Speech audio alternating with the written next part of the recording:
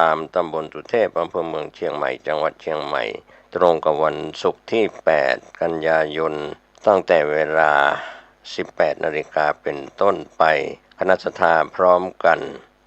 18:50 นาทีพระเทพสิงหวราจารย์รองเจ้าคณะจังหวัดเชียงใหม่วัดพระสิงห์วรมหาวิหารเป็นประธานฝ่ายสงฆ์นายพิชัยเลิศพงศ์อดิศรนายกองค์การบริหาร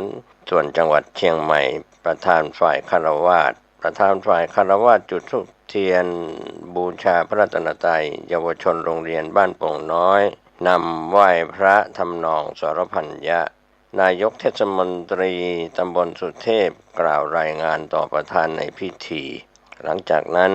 ก็มีพิธีอาราธนาศีลสมาทานศีลอาราธนาธรรม19 นาฬิกาโดยประมาณรับฟังพระธรรมเทศนาจากพระราชวิสุทธิเวทีรองเจ้าคณะภาค7วัดปากน้ำภาษีเจริญกรุงเทพช่วง21 นาฬิกาประธานผู้แทนกลุ่มหนุ่มสาวจังหวัดเชียงใหม่ประกาศมอบรางวัลกล่าวสรุปกิจกรรมในส่วนของ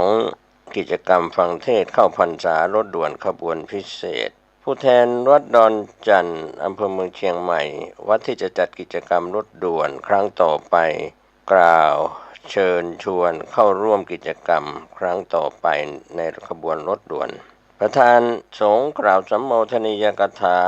พระภาวนาธรรมาภิรัตน์ถวายของที่ระลึกแด่ประธานสงฆ์มอบของที่ระลึกเจริญจิตภาวนาแผ่เมตตาเป็นเสร็จพิธีขอเชิญชวนคณะศรัทธานักศีลนักบุญทั้งหลายร่วมงานโครงการธรรมสัญจรครั้งที่4ของตำบลสุเทพและร่วมกับรถด่วนขบวนพิเศษของคณะสงฆ์ทุกตำบลในเขตอำเภอเมืองอปอจัดงานณวัดลำเปิงตะโปธารามตำบลสุเทพอำเภอเมืองเชียงใหม่จังหวัดเชียงใหม่ศุกร์ที่8 กันยายนเวลา18 นาฬิกาเป็นต้นไปเชิญท่านร่วมงานนี้โดยพร้อมเพรียงกัน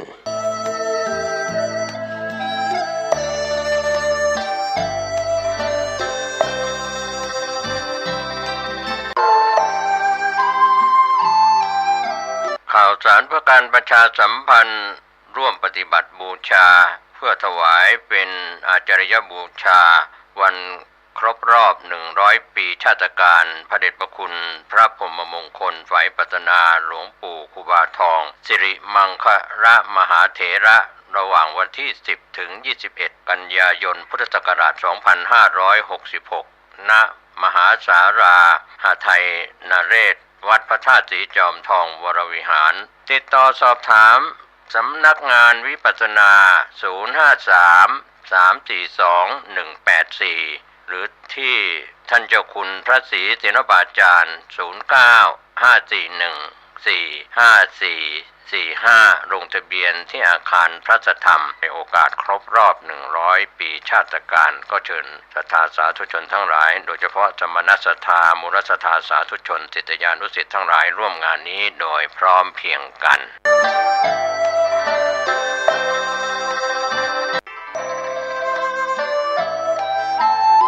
ข่าวสารเพื่อการประชาสัมพันธ์ด้วยทางคณะสงฆ์อำเภอหางดงโรงพยาบาลหางดงและชาวอำเภอหางดงขอเชิญชวนผู้ใจบุญร่วมเป็นเจ้าภาพทำบุญทอดผ้าป่าสามัคคีเพื่อสมทบทุนปรับปรุงห้อง ICU และครุภัณฑ์ทางการแพทย์เครื่องช่วยหายใจโรงพยาบาลหางดงทอดถวายณวัดหนองตองตำบลหนองตองอำเภอหางดงจังหวัดเชียงใหม่วันอังคารที่31 ตุลาคมพุทธศักราช 2566ตรงกับแรม2 ค่ำเดือนเกียงเหนือเวลา 13 นาฬิกาก็ขอเชิญชวนศรัทธานักศีลนักบุญและผู้มีจิตศรัทธาร่วมบุญติดต่อได้ที่พระครูอาทรวิสุทธิคุณเจ้าอาวาสวัดหนองตองเจ้าคณะอำเภอหางดงจังหวัดเชียงใหม่สอบถามรายละเอียด053-464-154หรือที่มือถือ0819503471ได้ทุกวันบุญอันยิ่งใหญ่ในการสมทบทุนปรับปรุงห้อง ICU ครุภัณฑ์ทางการแพทย์เครื่องช่วยหายใจโรงพยาบาลหางดงอำเภอหางดงจังหวัดเชียงใหม่งานบุญนี้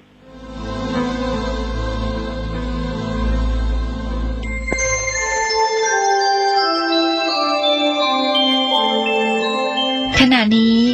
ท่านกำลังฟังสถานีวิทยุกระจายเสียง FM 104.5 เมกะเฮิรตซ์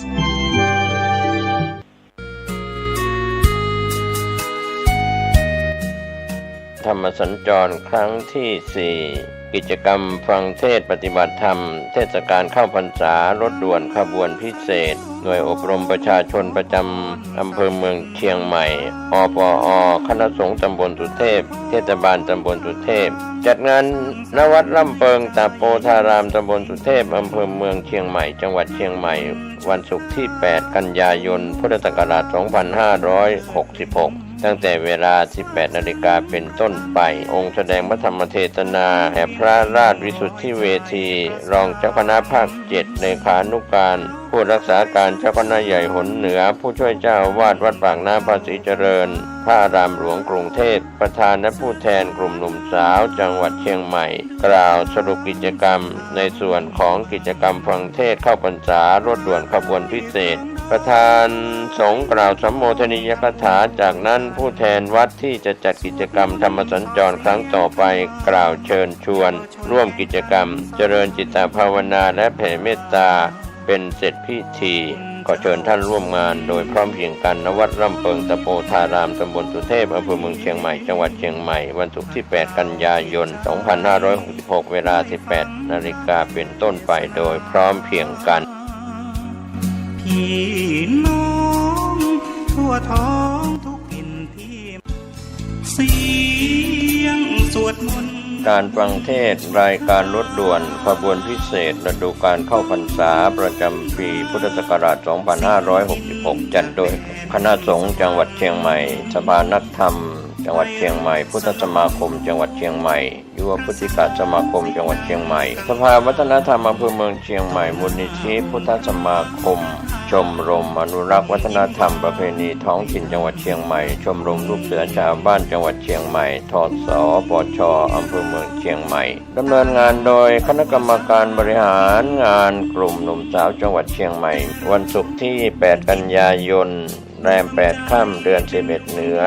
ไปยังวัดล่ำเปิงตะโปธารามตำบลสุเทพอำเภอเมืองเชียงใหม่จังหวัดเชียงใหม่ 19 นาฬิกาฟังพระธรรมเทศนา1กันฟังเทศน์ฟังธรรมในฤดูกาลเข้าพรรษาและออกพรรษาในการฟังเทศน์รายการรถด่วนขบวนพิเศษขอเชิญชวนคณะสงฆ์คณะศรัทธาสาธุชนทั้งหลายได้ร่วมเดินทางไปกับรถด่วนขบวนพิเศษทั้งหมดมี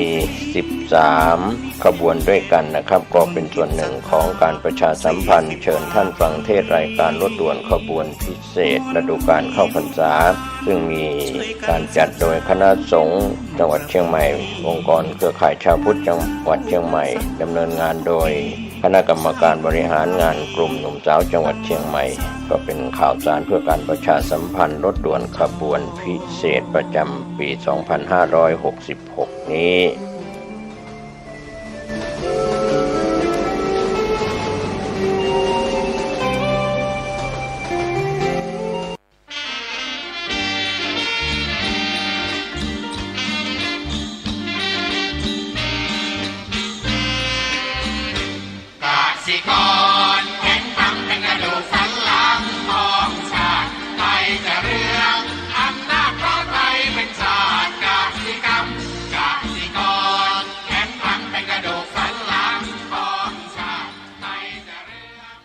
รายการต่อจากนี้ไป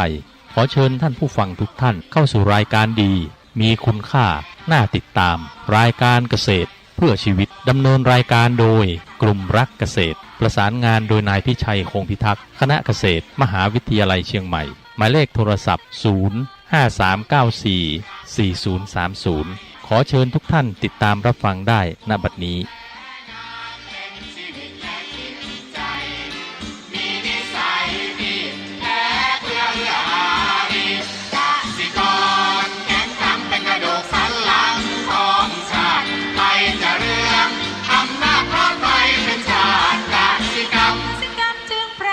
เป็นหลักมันอาชีพสำคัญผู้ไทยที่ไรสีใคร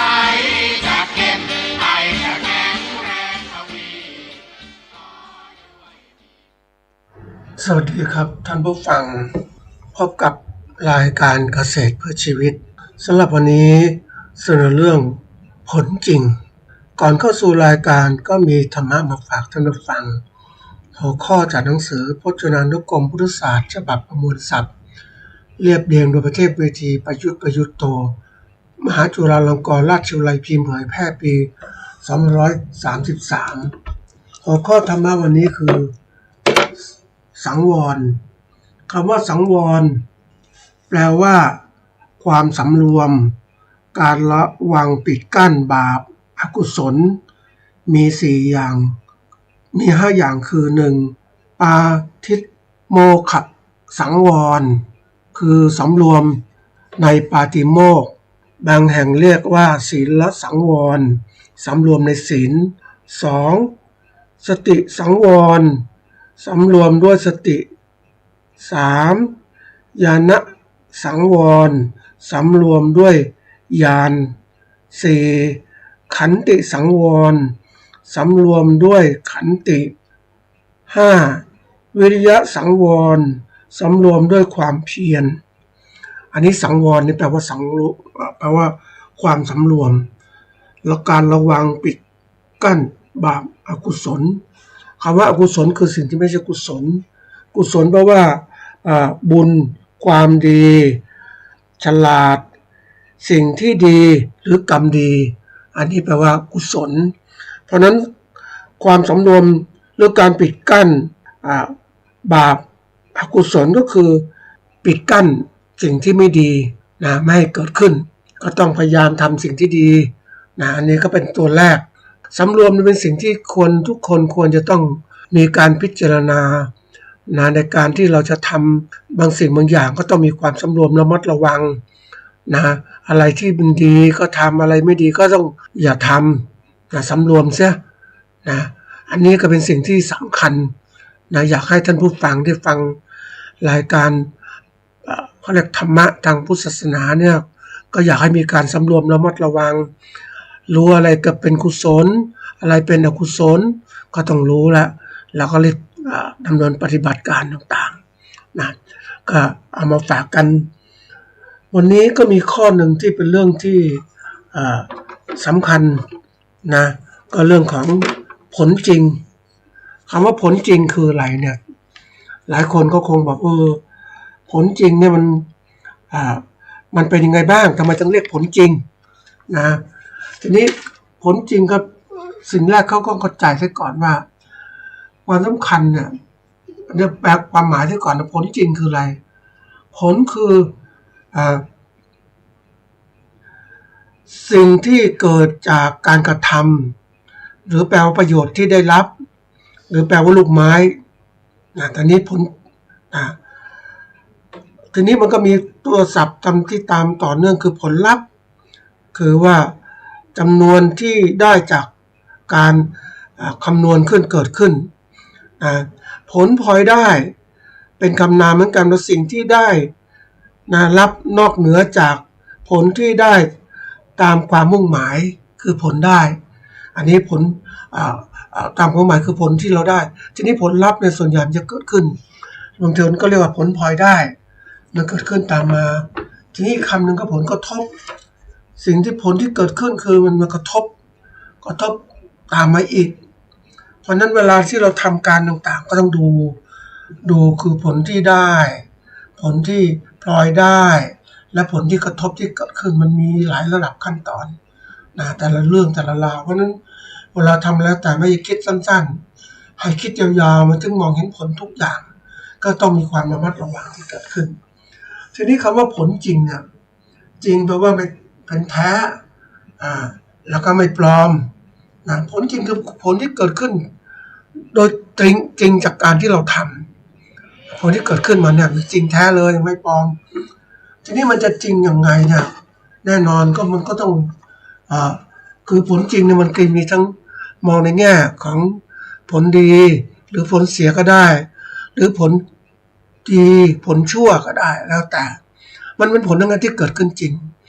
แล้วแต่การกระทำของเราว่ามันทำดีจริงทำดีจริงก็เกิดผลจริงทำชั่วจริงก็เกิดผลชั่วจ ทีนี้การจะเกิดผลดีเนี่ยผลจริงเนี่ยเกิดขึ้นมันต้องรู้จริงทำจริงนะมันจะเกิดผลจริงเกิดขึ้นนะเรารู้จริงๆแล้วบางอย่างที่ทำแล้ว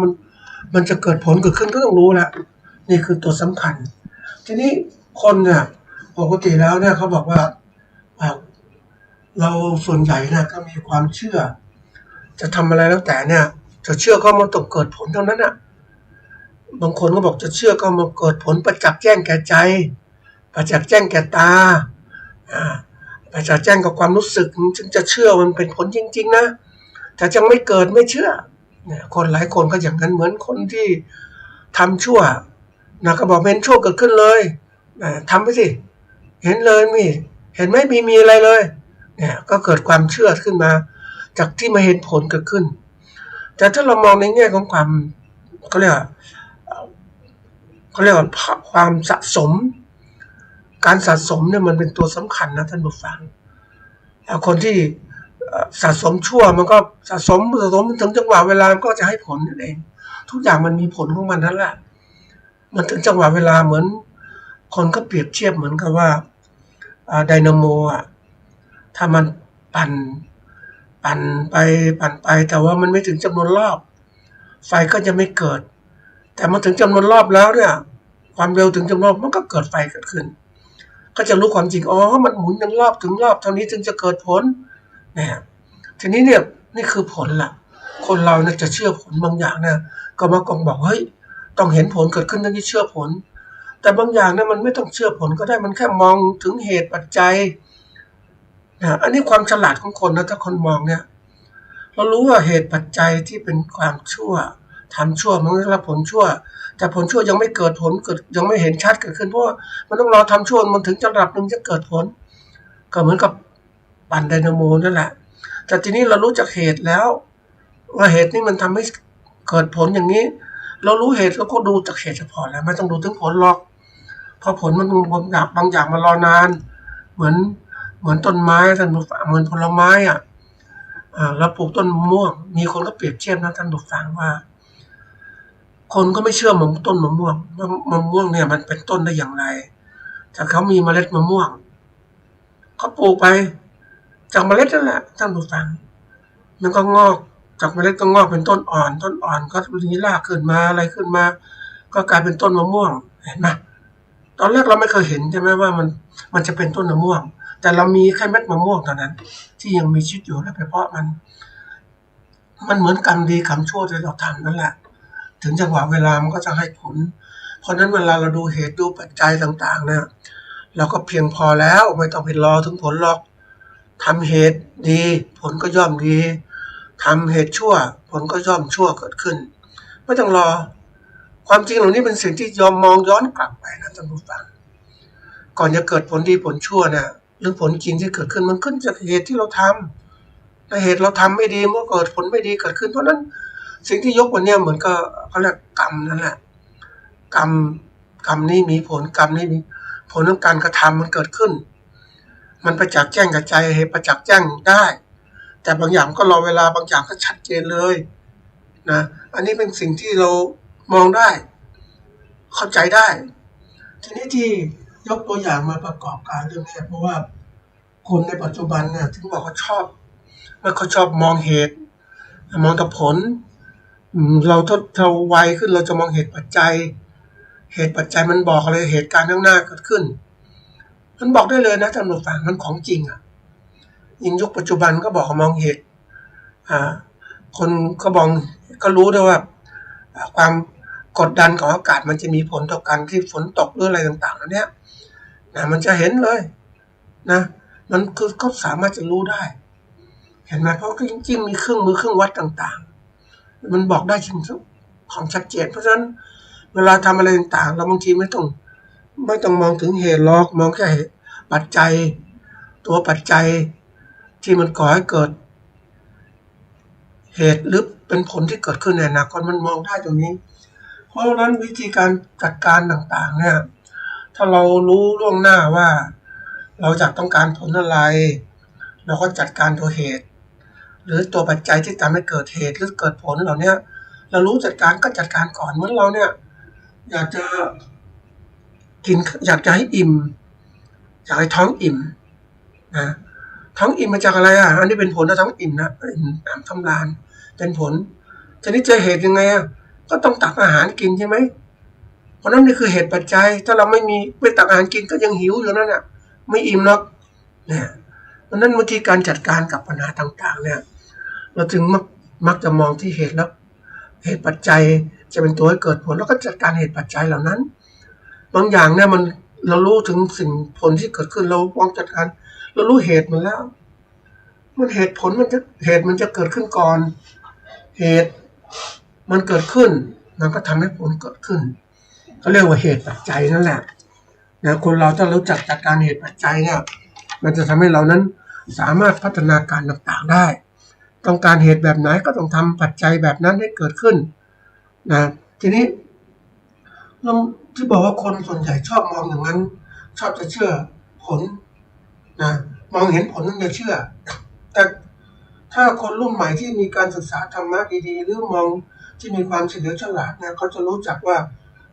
เขาเรียกว่ามองเห็นเลยเขาไม่ได้มองเหตุแล้วก็มองเหตุปัจจัย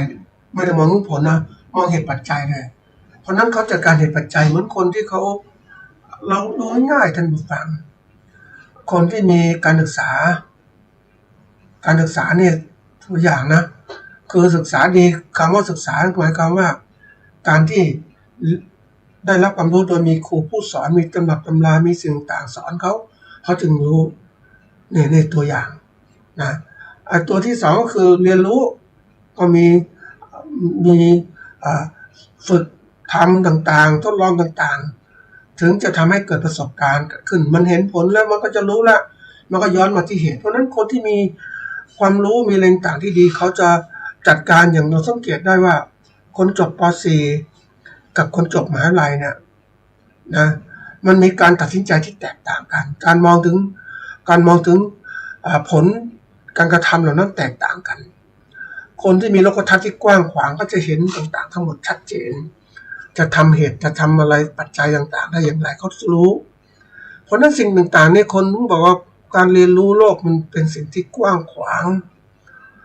ถ้าเราเรียนรู้ได้มากขึ้นเราก็จะจัดการกับสิ่งต่างๆได้มากขึ้นแต่รู้ไม่ใช่รู้จัดการอย่างเดียวนะบางคนรู้เฉยก็ไม่รู้อะไรจะจัดการยังไงให้เป็นรู้จริงๆมันมีสติปัญญาและจัดการการรวมสิ่งต่างๆที่เกิดขึ้นมันก็ทำให้รู้ทำให้ถึงอะไรทำจิตต่างๆได้จิตจะเป็นกลางได้ทำต่างๆได้นี่เพราะนั้นสิ่งที่เรารู้เนี่ยก็ต้องทำให้เกิดขึ้นมาเราจะทำให้เกิดความเข้าใจเหมือนคนที่เราอยากจะมีความรู้มากก็ต้องศึกษาเราเรียนใช่ไหมต้องมีความรู้แล้วมีความรู้เหล่านี้เอาความรู้ไปใช้สิรู้แล้วใช้เนี่ยไม่ใช่รู้เฉยๆไม่ทำอะไรเลยรู้จะไม่เคยจัดการชีวิตตัวเองมันก็ไม่มีความเจริญมันก็คนใกล้เคียงคนไม่รู้นั่นแหละคนไม่รู้เนี่ยเขาจัดการอะไรไม่ได้เพราะเขาไม่รู้แต่บางครั้งคนรู้แต่ไม่จัดการอะไรเฉยๆนิ่งมันไม่เกิดประโยชน์บางทีต้องรู้เอาความรู้มาใช้โลกปัจจุบันก็เรียกลงความรู้คนนึงใช้เกิดประโยชน์เกิดขึ้นทีนี้มันก็มีตัวหนึ่งที่จะเกิดขึ้นตามมาว่า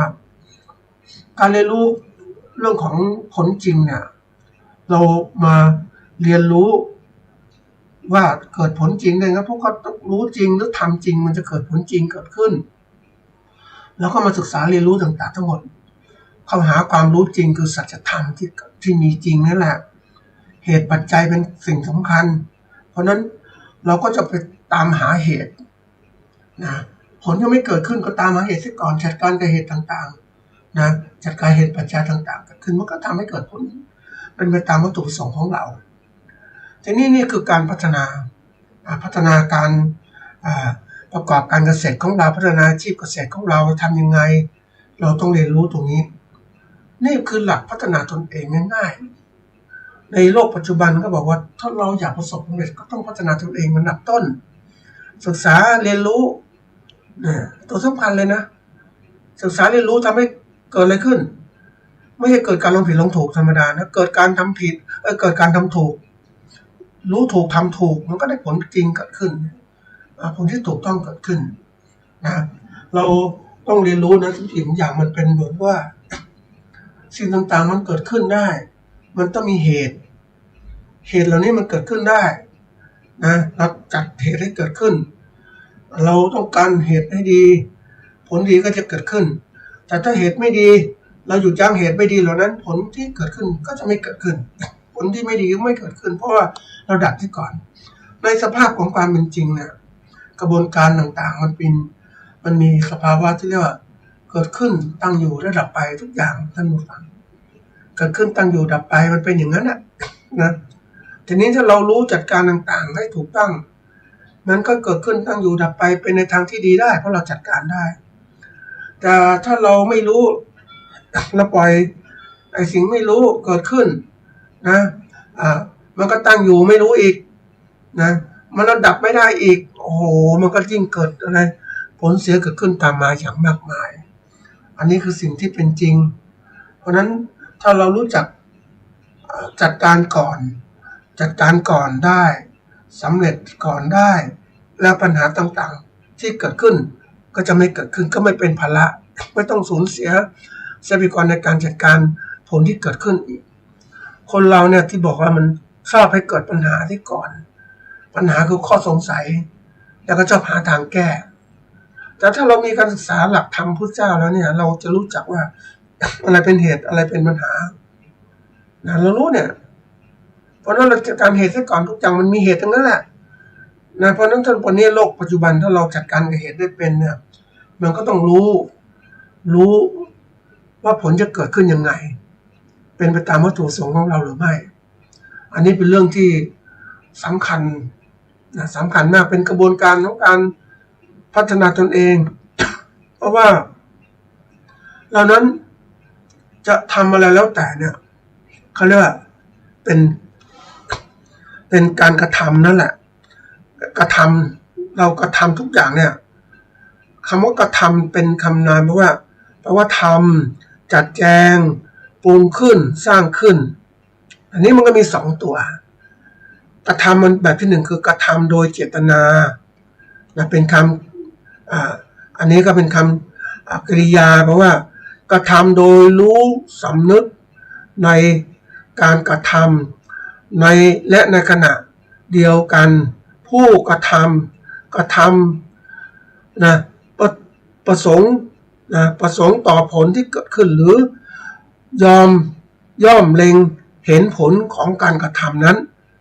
นี่คือเจตนาเพราะฉะนั้นถ้าเรามีเจตนาดีนะผลที่เกิดขึ้นก็มานะเพราะฉะนั้นถ้าเรารู้จักตรงเนี้ยกระทำต่างๆต้องมีเหตุมีผลมันก็มีเหตุที่มันดีเจตนาเราเนี่ยเป็นตัวสำคัญทีนี้อีกตัวหนึ่งที่มันเกี่ยวข้องกับเราก็คือว่ากระทำโดยประมาทเนี่ยเป็นคำกริยาเพราะว่ากระทำความผิดไม่ใช่โดยเจตนาแต่กระทำโดยปราศจากนะความระมัดระวังซึ่งบุคคลในภาวะเช่นนั้นเนี่ยจักต้องมีนะตามวิสัยและพฤติการและผู้กระทำอาจใช้ความระมัดระวังเช่นว่านั้นได้แต่หาได้ใช้เพียงพอไม่นะเพราะว่ามันรู้ได้แต่รู้ไม่เพียงพอก็ถือว่าประมาทเราทำอะไรต้องรู้ให้มันมีเจตนาให้รู้ทั้งหมดเลยทีนี้เมื่อทำไปแล้วเนี่ยก็ทำไปแล้วเมื่อเกิดกรรมเกิดขึ้นคือการกระทำหรือการงานกิจการต่างๆนะคือการกระทำที่ส่งผลร้ายมาอย่างปัจจุบันอันที่1นะหรือซึ่งจะส่งผลร้ายต่อไปในอนาคตนะอนาคตเนี่ยอันนี้ก็เป็นตัวกรรมบางทีกรรมแปลว่าบาปหรือเคราะห์เพราะฉะนั้นเราทำมาแล้วแต่มันต้องดูผลที่เกิดขึ้นนะว่ามันจะเกิดผลนะเป็นผลที่ว่าผลที่เกิดขึ้นจากการทำหรือประโยชน์ที่ได้รับนะอันนี้ตัวที่จะบอกว่าเป็นผลหลักเพราะนั้นถ้าเรามีความก็เรียกมีความคิดพิจารณาจะทำอะไรแล้วแต่ต้องดูนะ วิเคราะห์ชัดเจนว่ามีเหตุมีปัจจัยอะไรไหมถ้าเราทำไปแล้วเนี่ยมันจะเป็นผลอย่างนี้อย่างนี้แล้วผลร้ายเกิดขึ้นเราอย่าไปทำแล้วก็ไม่ทำเหตุปัจจัยนั่นแหละนี่คือตัวสำคัญทีนี้นี่คือแนวคิดที่มาฝากท่านผู้ฟังซึ่งเราสามารถใช้ในการประกอบการเขาเรียกเกษตรของเราได้ทีนี้มันก็มีเรื่องที่เกิดขึ้นมาท่านผู้ฟังนะก็มาเข้าสู่เขาเรียกว่าการศึกษากรณีตัวอย่างจะยกตัวอย่างมาให้ท่านผู้ฟังฟังนะกรณีศึกษาเรื่องของการผลิตข้าวนะกับทุเรียนนะคือทั้งการเขาเรียกทั้งการผลิตและก็การจำหน่ายนะ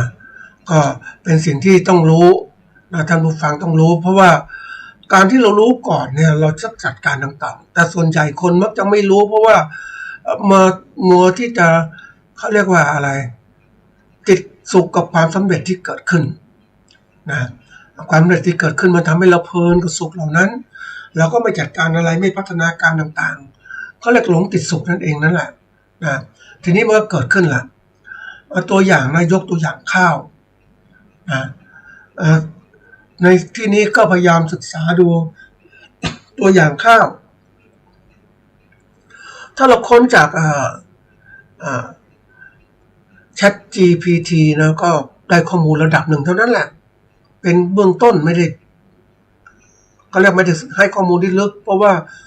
พวกนี้มันต้องไปค้นมันต้องไปเข้าลึกถึงข้อมูลฐานข้อมูลขององค์กรต่างๆที่เกี่ยวข้องกับข้าวทั้งหมดเลยไม่ว่าการผลิตการจำหน่ายเพราะนั้นChatGPT ก็ไม่สามารถจะให้เรื่องราวต่างๆได้แล้วก็ตามก็ให้ข้อมูลคร่าวๆไว้ว่าการผลิตข้าวนะอันนี้ก็ถามไปเรื่องของการผลิตข้าวและการตลาดการผลิตและการตลาดข้าวในประเทศไทยเป็นอย่างไรอันนี้ประเทศไทยก็บอกว่าเป็นประเทศที่ผลิตและส่งออกข้าวมากที่สุดในโลกนะถ้าพูดอย่างนั้นข้อมูลเก่าๆนะการเขาพูดถึงการผลิตและตลาดเพราะข้าวเนี่ยถือเป็นอาหารหลักของประเทศของคนประเทศทีนี้ก่อนเราก็ส่งมาเป็นอันดับหนึ่งตอนนี้ก็ตกมาเป็นอันดับ3หรือ4แล้วเพราะประเทศอื่นๆเขาก็ผลิตข้าวได้เช่นกันเขาก็เตรียมการแล้ววันนี้สถานการณ์ของโลกก็บีบคั้นก็คือว่าอย่างอินเดียเนี่ยผลิตข้าวตัวก่อนต้องซื้อข้าวมากตอนนี้ก็ผลิตได้แล้วแต่ว่าเขากลัวเป็นอาหารเขาเรียกอาหารขัดแคลนก็คือไม่ให้มีการส่งออกข้าวออกสู่ต่างประเทศบางประเทศนี่ต้องเตรียมการนะท่านผู้ฟังยิ่งประเทศไทยเนี่ยเราผลิตข้าวก็ส่งขายทั่วไปหมดเลยแต่ปีนี้ต้องดูว่าอะไรเกิดขึ้นสภาพแล้งเกิดขึ้นจะทำยังไงเนี่ยเราต้องคิดแล้วนะแล้วข้าวจะส่งออกแล้วถามประชาชนจะข้าวยังไงข้าวแพงขึ้นแล้วนะเริ่มแพงขึ้นก็นี่คือตัวการคือข้าวออกจากมือชาวไร่ชาวนาแล้วไปอยู่ในมือพ่อค้าจะขึ้นราคาเท่าไหร่ก็ได้เพราะนั้นเดือดร้อนผู้บริโภคนะนี่คือตัวอย่างเพราะนั้นพวกข้อมูลต่างๆก็ยังให้ความรู้ที่ไม่ถูกต้องเท่าที่ควรจะเป็นมันก็ทำให้เราไม่เข้าใจสถานการณ์ต่างๆนี่เรารู้เลยว่าตัวอย่างเช่นการผลิตข้าวของเราในปัจจุบันสมัยก่อนผลิตฤดูฝนจะผลิตเดี๋ยวนี้ผลิตได้3ฤดูนะ2มากที่สุด3นะอาจจะ4แล้วเพราะข้าวปลูกตลอดเวลาให้น้ำต่างๆทั้งหมดเลยไม่สนใจน้ำฝนละก็สามารถใช้นี้ต่างๆไปแล้วพันธุ์ข้าวเนี่ยก็มีการตอบสนองต่อการผลิตทุกระดับข้าววันสั้นวันยาวเดี๋ยวนี้ปลูกได้ตลอดเลยนะพวกแต่ก่อนนะปลูกข้าวในฤดูข้าวจะออกดอกเดินหนาวๆอย่างเนี้ยวันสั้นๆถึงออกดอกนะเพราะว่ามันตอบสนองต่อความยาวช่วงแสงต่างๆเดี๋ยวนี้มีพันธุ์ข้าวหลายสายพันธุ์ก็ผลิตออกมาแล้วก็สามารถสร้างผลิตได้มากขึ้นนี่การผลิตมาเนี่ยทั่วประเทศผลิตข้าวมาคนผลิตข้าวไว้กินแล้วก็เหลือขายแต่ปัจจุบันก็มีผลิตขายทีนี้มันก็เริ่มการขายเป็นชิ้นเป็นอันเกิดขึ้นผลิตแล้วส่งออกเพราะว่าบางประเทศเราต้องการผลิตข้าวเป็นอาหารหลักอยู่นะทีนี้สถานการณ์เนี่ยมันเปลี่ยนแปลงหมดแล้วมันเริ่มถ้าเราวิเคราะห์การผลิตและการตลาดมันเริ่มเปลี่ยนหมดเลยอย่างข้าวผลิตได้มากครั้งต่อปีนะเพราะนั้นปริมาณข้าวก็เพิ่มมากขึ้น นี่คู่แข่งของเราเนี่ยนะคู่แข่งก็ไม่ว่าจะเวียดนามหรืออื่นๆก็ผลิตข้าวมาอีกแล้วคู่ค้าของเราเป็นไงลูกค้าเราประเทศต่างประเทศก็พยายามที่ผลิตข้าวไว้กินเองผลิตไม่พอเขาซื้อแต่เดี๋ยวนี้ก็เริ่มก็ตระหนักถึงว่าต้องมีแหล่งผลิตข้าวตัวเองเขาพยายามในการผลิตข้าวนี่สถานการณ์เนี่ยการผลิตการตลาดก็เกิดขึ้นแล้วนะเราต้องเรียนรู้แล้วว่าสถานการณ์อย่างเนี้ยเรารู้เหตุปัจจัยที่ก่อนนะเรารู้เหตุปัจจัย2ตัวคือเขาเรียกทั้งการผลิตและการตลาดทั้ง2อย่างเนี่ยเรามาดูการตลาดซะก่อนวันนี้คู่ค้าของเราเป็นอย่างไรคู่ค้าเนี่ยคือประเทศซื้อข้าวเราไปเนี่ยเขามีการผลิตข้าวมากขึ้นเพื่อชดเชยการนำเข้าพยายามยืนอยู่ได้เพราะว่าเนื่องจากว่าข้าวเป็นอาหารของประเทศเขาแหละเขาจะซื้อตลอดเวลาไม่ได้เขาต้องพยายามผลิตขึ้นมาอันนี้เริ่มปรับตัวของเขาแล้วถัดมาประเทศคู่แข่งนะเขาผลิตข้าวมากขึ้นศึกษาที่ต่างๆเราไปเยอะแยะไปหมดเลยเขาเจริญก้าวหน้ามากขึ้นแหละเขาผลิตข้าวขายแล้วระบบการผลิตของเขาเนี่ยเขาใช้เทคโนโลยีมากมายทีเดียวใช้เครื่องจักรเข้ามาช่วยการผลิตนะแรงงานคนก็ไม่น้อยจากเครื่องจักรของเราเนี่ยตอนนี้เกิดวิกฤตของเราคือขาดแรงงานการเกษตรต้องพยายามใช้เครื่องจักรนั่นก็ต้นทุนผลิตก็สูงขึ้นหรืออะไรต่างๆแล้วเนี่ยพยายามแล้วเราก็แน่นอนว่าความเดือดร้อนของเราเกิดขึ้นคือสภาพดินฟ้าอากาศของเราไม่อำนวยละนี่เกิดขึ้นมาแล้วมันโยงมาการผลิตโดยตรงเลยนะเพราะฉะนั้นการผลิตของเราเนี่ยเทคโนโลยีมันพัฒนาไปเรื่อยนะท่านผู้ฟังแล้วเราเองเนี่ยอย่างที่บอกว่าเราเคยเป็นผู้ประเทศส่งออกข้าวนะก็มีความเขาเรียกพยายามพัฒนามีหน่วยงานต่างๆขึ้นมาช่วยในการศึกษาวิจัยการแปรรูปข้าวต่างๆทีนี้ว่าปัญหาเกิดขึ้นตามมาว่า เศรษฐกิจเราไม่ดีงบประมาณเราก็ได้น้อยงานวิจัยก็ไม่ได้เต็มที่เพราะเราก็พยายามแต่ก่อนก็พืชเศรษฐกิจของเราเนี่ยมีข้าวข้าวโพดนะอ้อยมันสำปะหลังยางพาราเนี่ยพืชหลักๆของเราทีนี้ปัญหาคือว่าเศรษฐกิจของเราเนี่ยในประเทศเราก็เก็บภาษีไม่ได้มากที่ควรเพราะนั้นการวิจัยต่างๆพวกนี้ก็ลดจำนวนลูกงานวิจัยลงนะเราพยายามจะเน้นการท่องเที่ยวต่างๆหวังจะรายได้ตรงนั้นทีนี้มันก็ลามมาว่าณวันนี้เรื่องของการพัฒนางานวิจัยของข้าวเนี่ยมันพัฒนาไปไกลมากประเทศต่างๆพัฒนาแล้วก็ใช้เทคโนโลยีต่างๆมากขึ้นเราเองเนี่ยแน่นอนส่วนหนึ่งก็มีความเจริญนะการวิจัยก็ตกอยู่ในหน่วยงานแล้วก็องค์กรที่เขาทำผลิตข้าวขึ้นมาเป็นอุตสาหกรรมเขาก็มีความเจริญแต่ว่าระดับเกษตรกรรากหญ้าเนี่ยเราก็ไม่มีความเจริญก้าวหน้าเท่าที่ควรนะคือความรู้มันตามความรู้ไม่ทันนะท่านผู้ฟังเพราะนั้นของประเทศไทยมันก็มีความหลากหลายถามว่าวันนี้ถ้าเป็นอย่างนี้ปุ๊บอะไรเกิดขึ้นนี่เหตุปัจจัยนะท่านผู้ฟังเราผลิตข้าวมาโดยไม่คือเขาเรียกไม่ได้รับมือคือกับความเปลี่ยนแปลงของภูมิอากาศของโลกอันนี้ที่1นะจะเกิดภัยพิบัติเกิดขึ้นความแห้งแล้งเกิดขึ้นอันถัดมาเรื่องของประชากรของคนไทยอ่ะก็กินข้าวน้อยก็จริงละแต่ข้าวยังเป็นอาหารหลักของคนทำงานอยู่เยอะแยะนะแล้วปริมาณข้าวปีนี้ผลิตได้น้อยนะข้าวมันเขาเรียกอะไรดินฟ้าอากาศไม่เอื้อมหน่วยนะมันก็เกิดนี่คือภัยพิบัติธรรมชาติฝนไม่ตกต้องเกิดภัยแล้งต่างๆเกิดขึ้นอุณหภูมิสูงต่างๆเกิดขึ้นมากมายทีเดียวนะเพราะนั้นพื้นที่ต่างๆปลูกข้าวไม่ได้นะมันไม่ได้ผลตามที่ควรจะเป็นการใช้น้ำใต้ดินก็ไม่ได้มากมายคือไม่สามารถตอบสนองทุกความต้องการได้นี่แหละสื่อต่างๆเพราะนั้นวันเลยผลิตข้าวก็อาจจะไม่ได้มาตรฐานต่างๆขึ้นมาโดยรวมแล้วสถานการณ์ต่างๆมันเกิดขึ้นมาทั้งหมดเลยมันประทับมันทำให้เราการปัญหาการผลิตและการตลาดทีนี้เรารู้แล้วว่าเฮ้ยมันจะเป็นปัญหาแล้วนะเราปัญหาเหล่านี้ก็กลายเป็นอุปสรรคที่เกิดขึ้นนะผลกระทบต่อข้าวนะมูลค่าต่างๆที่การค้าการขายค่าของเงินค่าเศรษฐกิจต่างๆมันกระทบเตือนต่อการก็เนี่ยรายได้ของเกษตรกร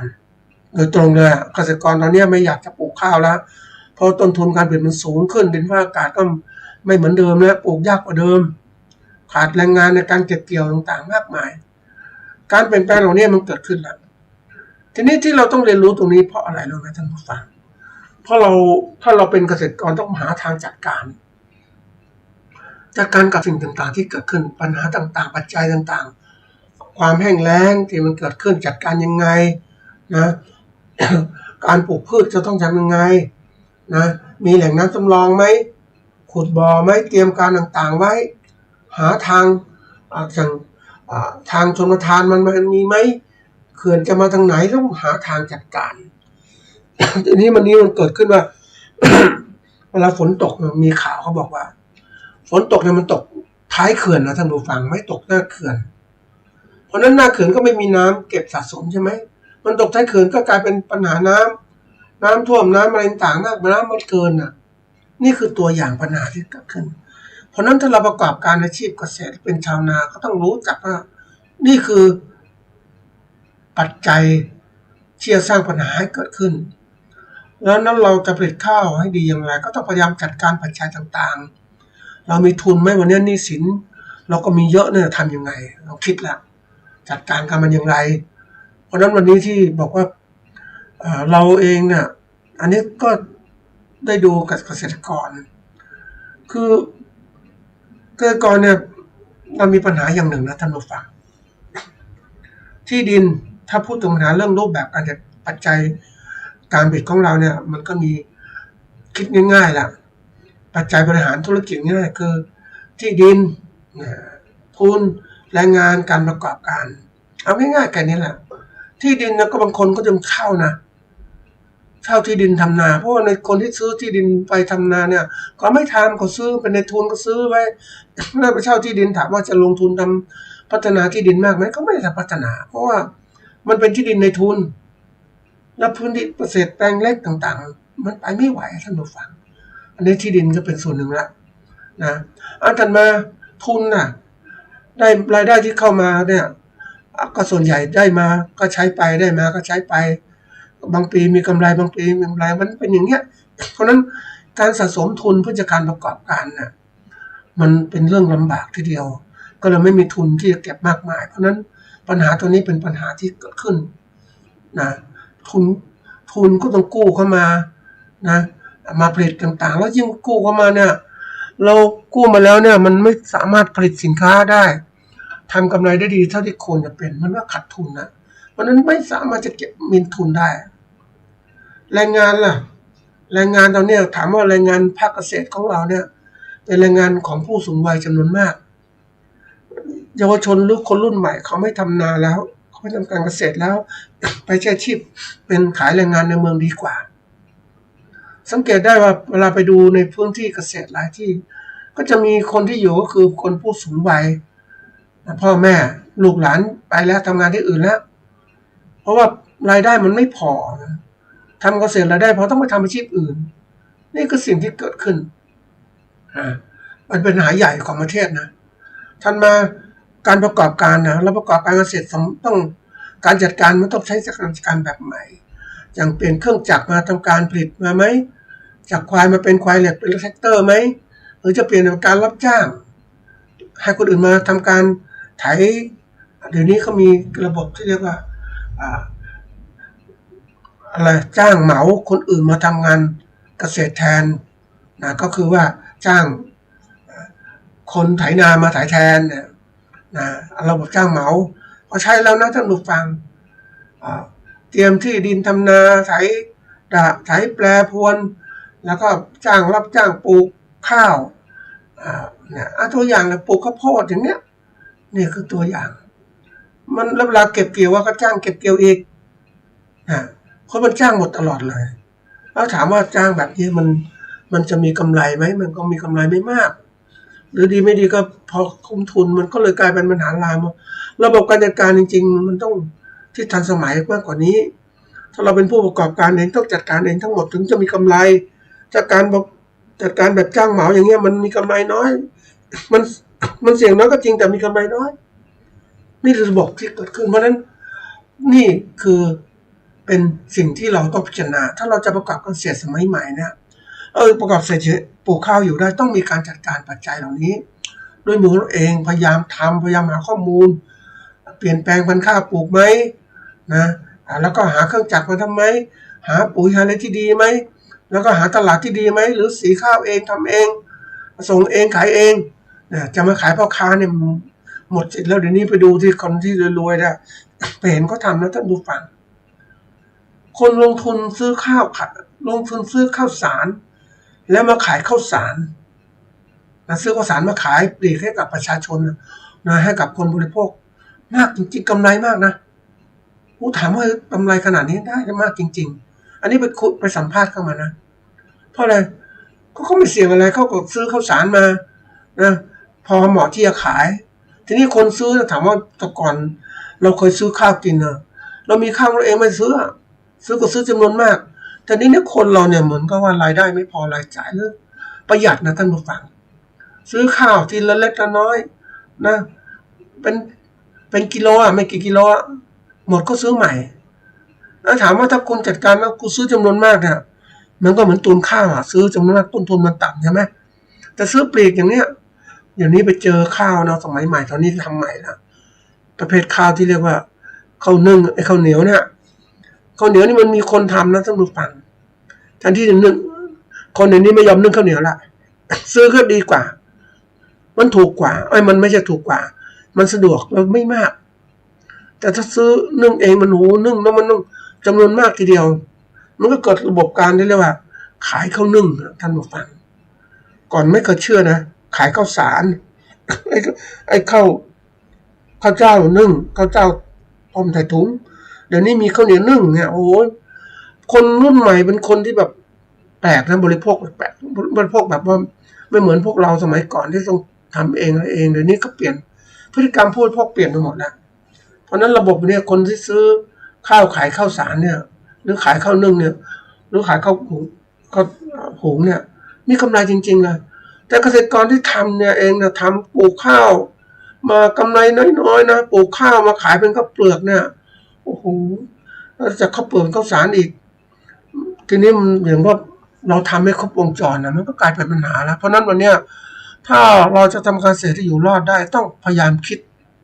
จัดการทุกอย่างให้ได้ด้วยตัวมือเราเองแล้วขายได้ตรงๆสู่ผู้บริโภคเนี่ยจะดีมากๆเลยถึงจะอยู่ได้แต่ถ้าขายผ่านพ่อค้าเนี่ยหมดสิทธิ์กำไรก็ไม่ได้มากอ่ะนี่คือตัวอย่างการศึกษาเหตุปัจจัยเป็นตัวบอกนะว่าเราต้องปรับตัวมากกรณีที่สองเนี่ยอันนี้ก็เรื่องที่ว่าเป็นสิ่งที่น่าพิจารณามากนะท่านผู้ฟังก็คือเรื่องของทุเรียนเราภูมิใจนักหนานะทุเรียนของเราเนี่ยก่อนเนี่ยนะทุเรียนเนี่ยคืออันนี้ก็พยายามศึกษาสถานการณ์การผลิตและการตลาดทุเรียนของประเทศไทยนะมาดูการผลิตให้ก่อนอันนี้เป็นการศึกษาเพื่อหาเหตุปัจจัยนะประเทศไทยเป็นผลิตทุเรียนสำคัญของโลกแหละคนก็นิยมเพราะทุเรียนตั้งแต่อุตรดิตถ์แต่ก่อนทุเรียนนนทบุรีเนาะอุตรดิตถ์นี่ดังมากเลยนะ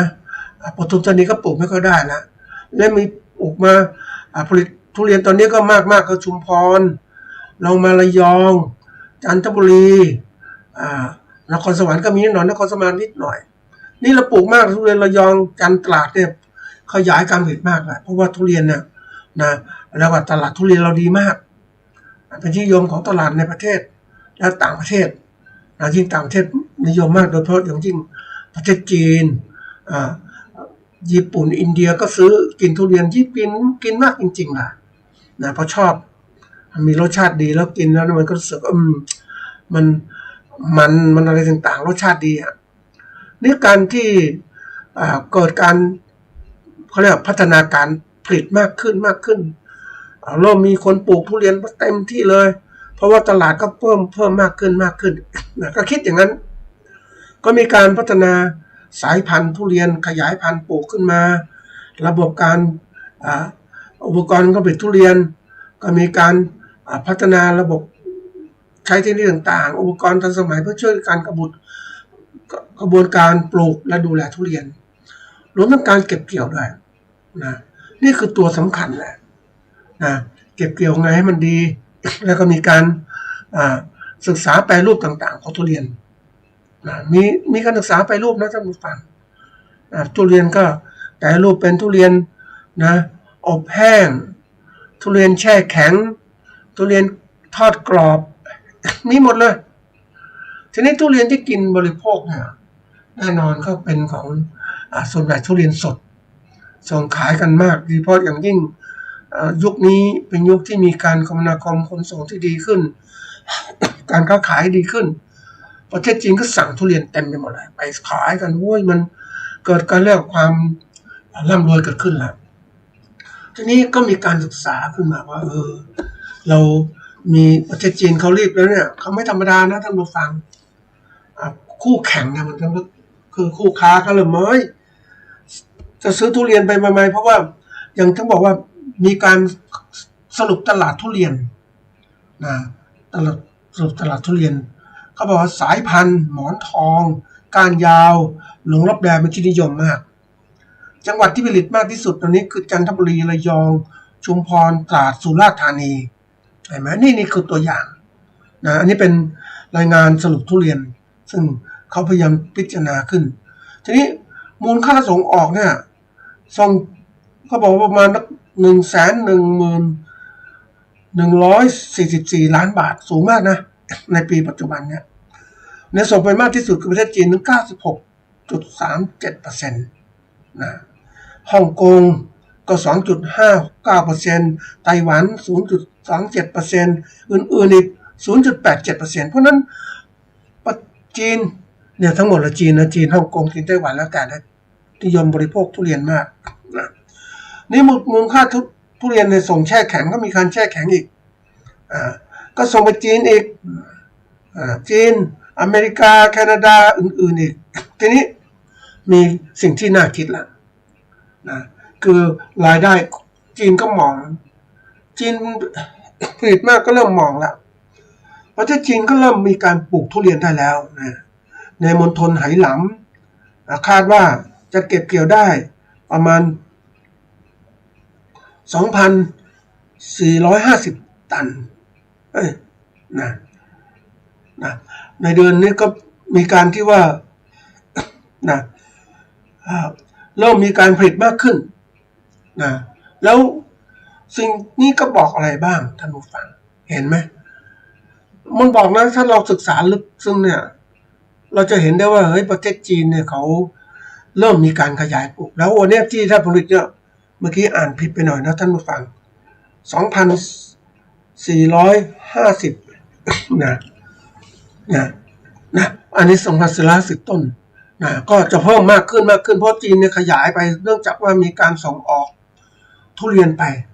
เป็นต้นพันธุ์นะมากเขาเริ่มขยายขึ้นทีนี้แถวเขตทะเลมันก็ปลูกทุเรียนได้ใช่ไหมท่านผู้ฟัง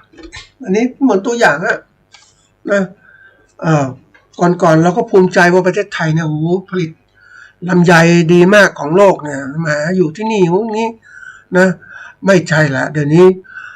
ลำไยจีนก็ปลูกเวียดนามเนี่ยปลูกมากจริงๆเลยนะครึ่งประเทศทางด้านนู้นเลยปลูกและเป็นคู่แข่งของเราด้วยนะพยายามแข่งขายกันเนี่ยทีนี้เราดูกล้วยเหมือนกันกล้วยหอมเนี่ยแต่ก่อนเราดีมากเลยเดี๋ยวนี้จีนผลิตกล้วยหอมแต่ไม่ได้ผลิตในประเทศอย่างเดียวใช้เช่าพื้นที่ประเทศจีนพื้นที่ประเทศไทยปลูกทุเรียนส่งประเทศจีนเพราะว่ามันขายดีมากนะนี่มาถึงทุเรียนเนี่ยเราก็ต้องระวังแล้วทุเรียนไม่ธรรมดาแล้วเขาเริ่มปลูกแล้วมันปลูกแล้วมันตามทันเราอย่างไรก็จำไว้เสมอว่าไอ้ความรู้ทางวิทยาศาสตร์ที่มันตามทันกันได้มีการศึกษานำเข้าต่างๆบางประเทศเขามีกระบวนการเรียกว่ากีดกันการค้าไม่ส่งนู่นส่งนี่นะแต่อย่างเราเนี่ยเราส่งไปเถอะพันไม้ก็ส่งขายอะไรก็ส่งคือที่ไหนมีreadyฉันเอาหมดแหละนี่คือตัวอย่างแล้ววันนี้เขาปลูกได้แล้วเนี่ยก็จะมาเป็นอะไรรู้ไหมท่านผู้ฟังก็จะมาแข่งเราต่อไปเนี่ยเราเขาเรียกอะไรเราจะภูมิใจว่าเราผลิตทุเรียนได้ขายดีแต่ไม่ใช่แล้วออสเตรเลียก็ปลูกทุเรียนอีกไม่นานเนี่ยก็จะส่งออกแล้วจะมีคนเขาไปดูมาโอ้โหมากมายทีเดียวเลย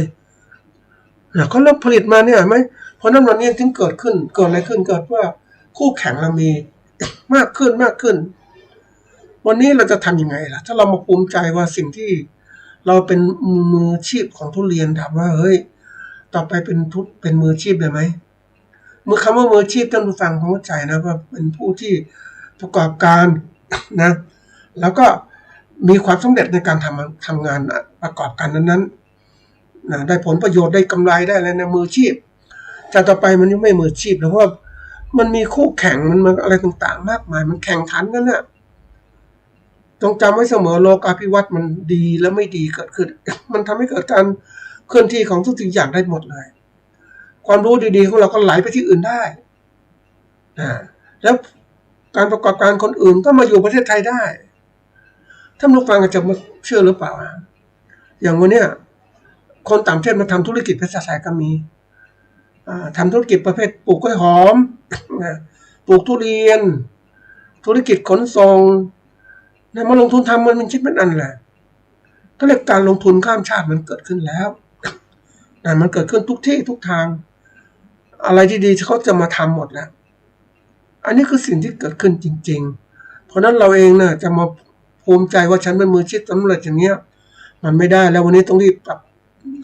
บหาทางในการจัดการในเรื่องการผลิตก็หาพื้นที่ใหม่ๆที่มากขึ้นขยายถ้าอยากจะทำทุเรียนนะก็ทำให้มันเต็มที่หลายๆที่แล้วผลิตก็ใช้เทคโนโลยีใหม่ๆให้ทันสมัยเกิดขึ้นอย่างบางที่นะปลูกแล้วมันเจอแห้งแล้งเกิดขึ้นเนี่ย แสดงว่าอะไรแสดงว่าคนที่ทำนั้นไม่ศึกษาชัดเจนว่าที่นั้นเหมาะไหมมีน้ำพอไหมต้องหาเตรียมการมองถึงเหตุการณ์ข้างหน้าที่เกิดขึ้นอันถัดมาเรื่องการตลาดเนี่ยแน่นอนเราต้องหาตลาดเพิ่มขึ้นอีกไม่ใช่ไปมุ่งมองกับจีนอย่างเดียวจีนเราดูไหมว่าประเทศบางอย่างประเทศบางประเทศเนี่ยเขาแรกๆเขาซื้อสินค้าจากเราซื้อไปนะเสร็จแล้วก็จะไม่ซื้อแล้วพอเขาทำเองได้แล้วอะแล้วทำเองได้แล้วทำยังไงเราจะขายใครนี่คือสิ่งสำคัญนะก็เหมือนกับการหลอกให้คุณผลิตมากๆแล้วอยู่วันดีคืนดีฉันก็เลิกซื้อเลิกซื้อเลยหยุดซื้อนั้นเราไปขายราคาก็ตกพรวดเลยใช่ไหมนี่คือเกมของการค้าที่เกิดขึ้นคือการทำลายคู่แข่งเพราะนั้นเราคบกับจีนก็ต้องคิดหนักๆนะเราจะหวังว่าเฮ้ยเขาจะเป็นคนที่มาซื้อสินค้าเราตลอดไปไม่ใช่จงจำไว้เสมอว่าลูกค้านั้นเขาต้องการซื้อสินค้าที่ไหนที่ตอบสนองความต้องการของเขาถูกและดีเสมอเขาจะซื้อเขาไม่ใช่ตรงรักภักดีนะท่านผู้ฟังอันนี้สินค้าถูกและดีเขาจะซื้อเพราะนั้นวันนี้เขาตอนเนี้ยนะเขามีประเทศไทยเขาเรียกมีทุเรียนดีๆถูกและดีซื้อไปก่อนจะต่อไปเขามีที่เขาถูกแล้วในประเทศผลิตได้นะจะไม่ดีเหมือนเราจะก็ขายได้เพราะนั้นเขายิ่งประเทศเขาก็แน่นอนการผลิตสินค้าในของประเทศจีนต้องตามไว้เสมอจีนเนี่ยเป็นเขาเรียกเป็นคนที่มีการค้าการขายที่เก่งมากเขาบอกมันฝังอยู่ในจีนของเขาเนี่ยคนจีนชอบค้าขายเนี่ยแล้วทำกำไรแล้วเราเองนั้นเราอยู่นิ่งๆเราไม่วางแผนต่างๆมันไปหมดเพราะนั้นการเรียนรู้เหตุปัจจัยเนี่ยสำคัญมากที่บอกตั้งแต่เริ่มต้นว่าเรารู้จักเหตุและปัจจัยถ้าเราจะประกอบอาชีพเกษตรของเราเนี่ยเราต้องการผลใช่ไหมผลคือเราผลิตทุเรียนได้กำไรหรือผลิตข้าวได้กำไรขายได้เนี่ยกำไรแล้วมาจัดการเหตุทางการผลิตนะการผลิตต้องมีมาตรฐานที่ดีในการเกษตรมาตรฐานเกษตรปลอดภัยการเป็นรูปที่ดีนะมาถึงการตลาดการจัดการแปรรูปแล้วการบรรจุภัณฑ์ต่างๆการขนส่งต่างๆไปยังลูกค้าที่ทำให้ผลไม้ของเราสดตลอดคุณภาพดีมันถึงจะอยู่ได้นี่คือการอะไรแล้วก็ใจเหตุแล้วมองเราก็จัดการเหตุให้มันดีทั้งหมดทุกตัวทุกประเทศเหตุปัจจัยในการผลิตและการตลาดเราก็จะครอบครองตลาดนั้นได้ครอบครองผู้บริโภคนั้นได้เพราะนั้นวันนี้โลกมันเปลี่ยนแล้วท่านผู้ฟังเราเองจำเป็นต้องมีการศึกษาพัฒนาตนเองให้เร็วที่สุดเท่าที่จะเร็วได้เพราะโลกมันเปลี่ยนเร็วมากเลยวันนี้เราเป็นผลิตทุเรียนอันดับหนึ่ง รือเข้าอันดับหนึ่งถามว่าเฮ้ยไม่ใช่แล้วข้างหน้าเนี่ยจะเปลี่ยนแล้วละเพราะประเทศอื่นเขาก็ทำได้นะจงจำไว้เสมอว่าคนที่เก่งถ้าไม่พัฒนาตัวเองอย่างต่อเนื่องที่สุดก็จะกลายเป็นคนไม่เก่งนะเนี่ยคือตัวสำคัญนะฝากไว้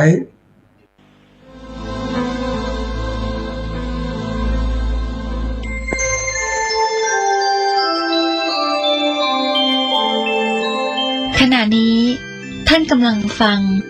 สถานีวิทยุกระจายเสียง FM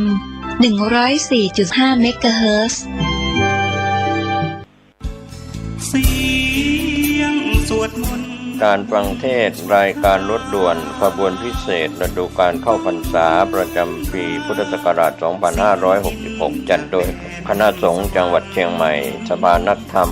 จังหวัดเชียงใหม่พุทธสมาคมจังหวัดเชียงใหม่ยุวพุทธิกาสมาคมจังหวัดเชียงใหม่สภาวัฒนธรรมอำเภอเมืองเชียงใหม่มูลนิธิพุทธสมาคมชมรมอนุรักษ์วัฒนธรรมประเพณีท้องถิ่นจังหวัดเชียงใหม่ชมรมลูกเสือชาวบ้านจังหวัดเชียงใหม่ทศปชอำเภอเมืองเชียงใหม่ดำเนินงานโดยคณะกรรมการบริหารงานกลุ่มหนุ่มสาวจังหวัดเชียงใหม่วันศุกร์ที่ 8 กันยายนแรม 8 ค่ำเดือน 11 เหนือไปยังวัดลำเปิงตะโปธารามตำบลสุเทพอำเภอเมืองเชียงใหม่จังหวัดเชียงใหม่ 19 นาฬิกาฟังพระธรรมเทศนา1 กันฟังเทศฟังธรรมในฤดูกาลเข้าพรรษาและออกพรรษาในการฟังเทศรายการรถด่วนขบวนพิเศษขอเชิญชวนคณะสงฆ์คณะศรัทธาสาธุชนทั้งหลายได้ร่วมเดินทางไปกับรถด่วนขบวนพิเศษทั้งหมดมี 13 ขบวนด้วยกันนะครับก็เป็นส่วนหนึ่งของการประชาสัมพันธ์เชิญท่านฟังเทศรายการรถด่วนขบวนพิเศษฤดูกาลเข้าพรรษาซึ่งมีการจัดโดยคณะสงฆ์จังหวัดเชียงใหม่องค์กรเครือข่ายชาวพุทธจังหวัดเชียงใหม่ดำเนินงานโดยคณะกรรมการบริหารงานกลุ่มหนุ่มสาวจังหวัดเชียงใหม่ก็เป็นข่าวสารเพื่อการประชาสัมพันธ์รถด่วนขบวนพิเศษประจำปี 2566 นี้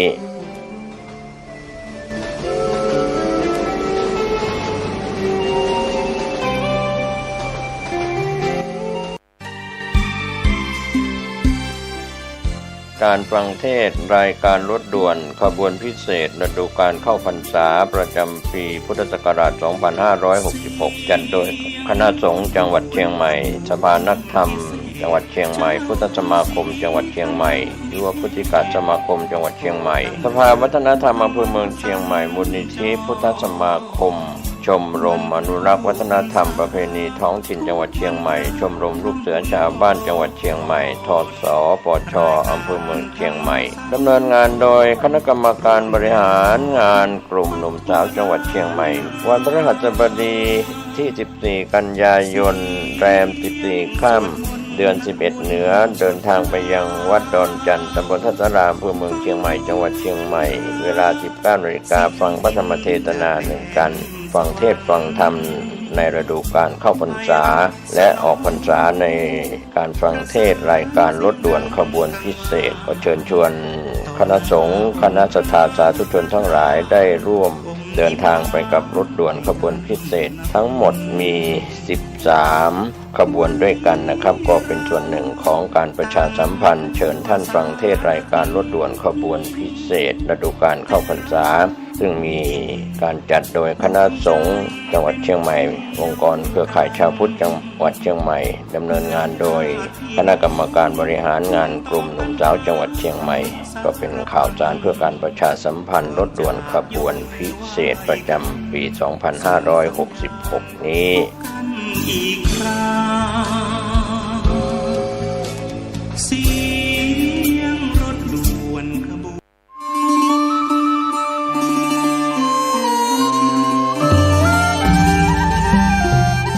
ขอเชิญร่วมทำบุญทอดกฐินสามัคคี ณ วัดทุ่งหลวง อำเภอแม่แตง จังหวัดเชียงใหม่ วันอาทิตย์ที่ 26 พฤศจิกายน 2566 กำหนดการดังนี้ เวลา 9 นาฬิกา ประกอบพิธีองค์การบวงสรวงบอกกล่าวเทวดาประกอบพิธีห่มผ้าพระธาตุทิศเหนือหลวงปู่สร้างเมื่อปี 2527 เวลา 10:30 น.คณะศิษยานุศิษย์ร่วมทำบุญทอดกฐินสามัคคีณวิหารหลวงเวลา 11 นาฬิกาถวายพระทหารเพลโรงทานอาหารและขอเชิญร่วมพิธีเจริญพุทธมนต์สืบชะตาหลวงทักษิณานุปทานครบรอบ 36 ปีการมรณภาพพระครูวรเวทวิสิทธิ์หรือครูบาธรรมชัยธรรมชโยครบรอบ 109 ปีชาตการวันอาทิตย์ที่ 24 ธันวาคม 2566 กำหนดการโดยย่อดังนี้ 9:30 น.